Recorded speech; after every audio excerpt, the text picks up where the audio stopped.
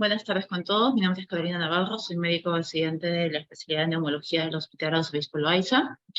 Y en esta oportunidad vamos a hablar sobre el tema de neumonía activa en la comunidad, ya que esta es una patología, una de las más comunes que vemos tanto en la emergencia, y si bien, esta es una exposición de interés de todo personal médico, pero no solamente para especialistas en neumología, sino para médicos en general, ya que, como lo mencioné, es una de las patologías infecciosas más comunes que nos llegan a la emergencia. ¿No? Entonces vamos a empezar con la parte de la definición. La neumonía es una inflamación aguda del parénquima pulmonar, se produce por microorganismos patógenos y se manifiesta por signos de infección sistémica. También va a haber cambios radiológicos y se define también pacientes que no han sido hospitalizados en los últimos 7 días previos al ingreso. Y deben estar hospitalizados menos de 48 horas de internamiento.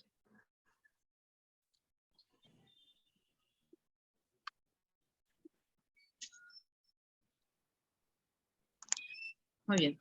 En cuanto a la patología, es importante recordar, la fisiopatología en verdad es un poco sencilla. Los microorganismos primero van a colonizar lo que es la faringe, y después esta colonización se va a generar como una aspiración de secreciones odofaringias o nasofaringias, tanto de virus o bacterias que van a llegar a las vías respiratorias y posteriormente hasta los alvéolos, donde se van a multiplicar y diseminar, originando finalmente la neumonía, como podemos ver en la imagen, ¿no? Es importante acordar que todos nosotros tenemos distintos tipos de patógenos en la boca, aunque estemos sanos, y que las aspiraciones son normales. Una persona en la noche puede aspirar pequeñas cantidades, y por mililitro pueden haber más o menos 10 a las 7 microorganismos. Entonces, cuando una persona tiene alguna infección de las vías respiratorias superiores, este puede llegar hasta los alvéolos y causar una infección como la neumonía. Vamos a comentar un poco cuáles son los microorganismos más comunes. A la cabeza, como todos ya sabemos, está el Streptococcus pneumoniae, el Mycoplasma, la Haemophilus influenza. Y acá, bueno, no está, también es bastante común los virus, y también está considerado común que haya infecciones de ambos, tanto virales complicadas como una infección bacteriana. Mucho menos frecuente, pero también de mayor gravedad, son los MRSA y también las infecciones por Pseudomonas. En cuanto a la clínica, cómo nos va a llegar el paciente a la emergencia, vamos a ver que un paciente que puede tener una neumonía típica y la neumonía típica. Un paciente con una neumonía típica, usualmente son las bacterias que habíamos mencionado anteriormente, de las más comunes, el Streptococcus pneumoniae. Va a tener un comienzo súbito, son pacientes que tienen síntomas sistémicos como una fiebre, tos. Es importante preguntar de qué color es la expectoración, la cantidad de la expectoración, ya que esto también nos va a servir para ver cómo está evolucionando el paciente. Si el paciente inicialmente tiene una expectoración verdosa, abundante, y con los días va mejorando, nos va a servir para hacer un seguimiento clínico. También pueden tener dolor torácico. Las pruebas, pues las más comunes, vamos a pedir una radiografía de tórax, donde se puede observar distintos patrones, de los cuales más comunes es una consolidación. Bueno, el tratamiento varía si es bacteriano o si es viral. Si es bacteriana, básicamente con antibióticos, que pueden ser tanto orales, sistémicos. Y la evolución suele ser satisfactoria, suele ser una evolución rápida. Pero nuevamente esto depende tanto del huésped y depende también del patógeno. En cuanto a la neumonía típica, estas son causadas por agentes diferentes a los que habíamos visto antes, ¿no? Las neumonías suelen ser más tipo virales. A la cabeza, influenza, parainfluenza. El comienzo suele ser más lento, gradual. Son pacientes que vienen tal vez con una semana o más de enfermedad. Pueden no presentar fiebre, pueden tener una tos con o sin expectoración, y otros síntomas asociados, ¿no? Como dolor de cabeza, disnea, son pacientes que no tienen apetito. En cuanto a las imágenes, lo que más vamos a ver es una lesión difusa que suele comprometer ambos emisoras. Puede haber, cuando son virus, las imágenes que conocemos, que son en vídeo deslustrado, vídeo esmerilado. Y el tratamiento de esos pacientes es un manejo más de soporte. Se puede dar también retrovirales y antibióticos si se logra identificar la causa. Si bien la mortalidad es baja, pero la evolución es más lenta y gradual, ¿no? Después de haber hecho la parte de la historia clínica, identificar los factores de riesgo, la exploración física es importante, y también las pruebas de laboratorio que les vamos a pedir, como la radiografía de tórax inicialmente. Y si tenemos dudas o deseamos ampliar, tenemos que pedir una tomografía.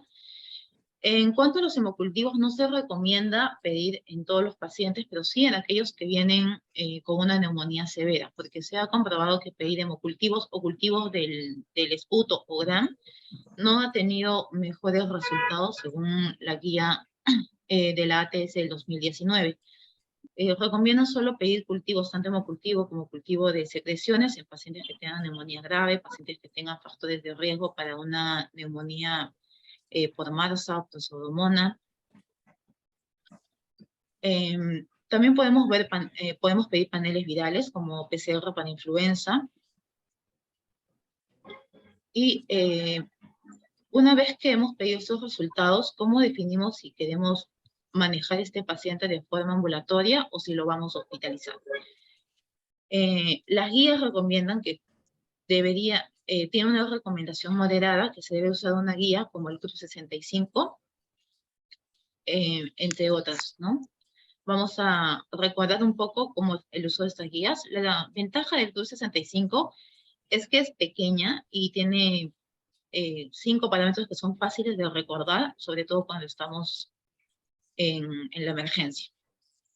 Bueno, el score CRUZ 65 nos va a dar un puntaje, un punto por cada uno de los síntomas. Confusión, el boom, más de 19 miligramos por decilitro, la frecuencia respiratoria más de 30, y la presión sistólica menos de 90, diastólica menos de 60, y una edad más de 65 años, y nos va a dar todo esto un punto cada uno. Hacemos la sumatoria, y finalmente si tiene 0 a 1 punto, la mortalidad es baja, así que es un paciente que lo podemos manejar de forma ambulatoria. Si el puntaje es de 2, tiene un poco de mayor mortalidad y es un paciente que debe pasar al menos observación. Y si el paciente tiene una mortalidad tiene un puntaje de 3 o más de 3, tiene una mortalidad cerca del 22%, por lo tanto se recomienda que este paciente sí o sí se debe hospitalizar, considerar admisión en cuidados intensivos en caso de que el score sea de 4 o 5, ¿no? Vamos a ver acá también otra escala de la ITS. Esta escala es un poco más, tiene muchos más detalles, es un poco más específica, probablemente vamos a necesitar tenerla a la mano para recordar todos los parámetros. En esta escala tenemos, por ejemplo, la edad. Los hombres es 1 punto por cada año y las mujeres es 1 punto por cada edad, pero le vamos a restar 10 puntos.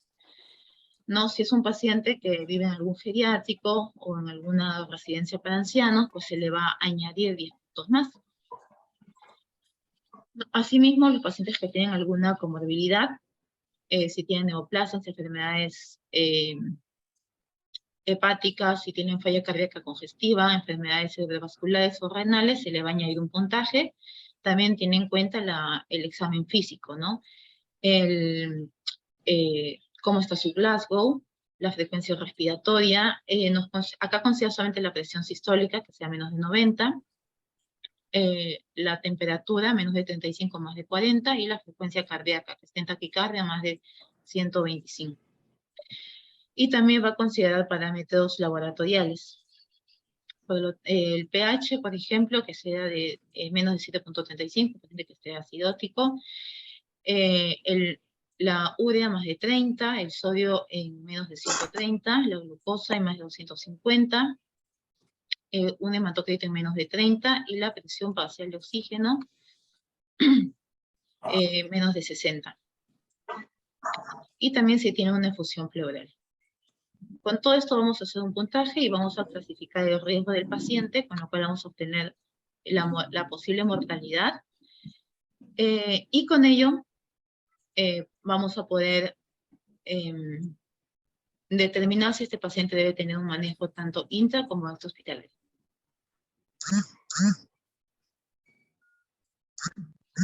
Ahora, estos distintos parámetros nos van a ayudar con el paciente, pero ojo, tenemos que tener en cuenta que al final la decisión es en cuanto a la clínica del paciente. Recordemos que solamente nos van a ayudar a tomar decisiones.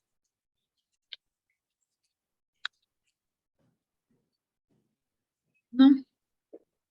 Bueno, estos criterios son del 2017, que se recomiendan nuevamente en la guía del 2019, que es la última guía que sacó la ATS, y son criterios de severidad. Considera criterios mayores y criterios menores, ¿no? Los criterios mayores como un shock séptico, falla respiratoria o estado mental alterado, y acá tenemos los criterios menores. Esto básicamente nos va a servir para el manejo que proponen ellos.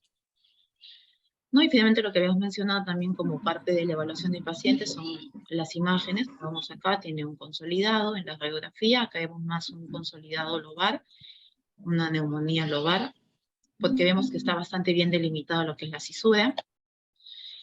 Mientras que en pacientes que tienen unas neumonías por virus, vamos a ver que tienen un compromiso de ambos emitoras, como podemos ver acá, tiene un patrón reticulonodular. Mientras que acá podemos ver que el paciente tiene más un consolidado unilateral. Esta es una neumonía apical. Entonces, como les había mencionado, los criterios de severidad que propone la ATS nos sirve para de forma rápida saber qué tipo de manejo le vamos a dar al paciente y los regímenes de tratamiento que propone.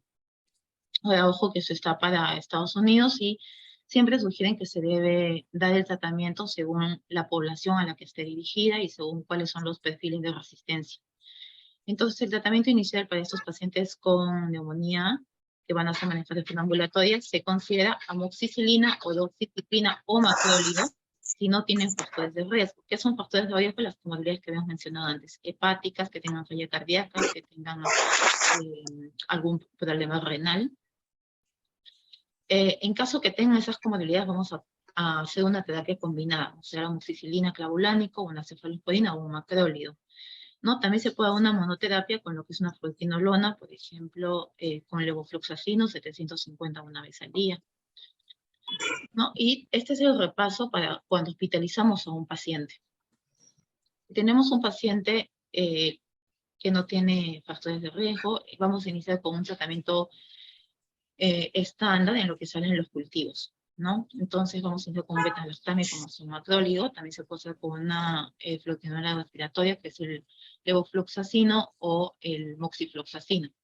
Recordemos que el ciprofloxacino no llega muy bien a pulmón, así que evitemos usarlo en pacientes respiratorios. Y pacientes que tienen una neumonía severa, pues vamos a usar similar, como podemos ver, ¿no? Un beta-lactámico, macrólido o un beta-lactámico más fluoquinolona. Acá ya estamos combinando ambos, ¿no? Y si tenemos una sospecha de que el paciente pueda estar infectado con MRSA, hay que añadirle una fórmula antibiótica. Por ejemplo, en MRSA le podemos añadir lo que es el Linezolid.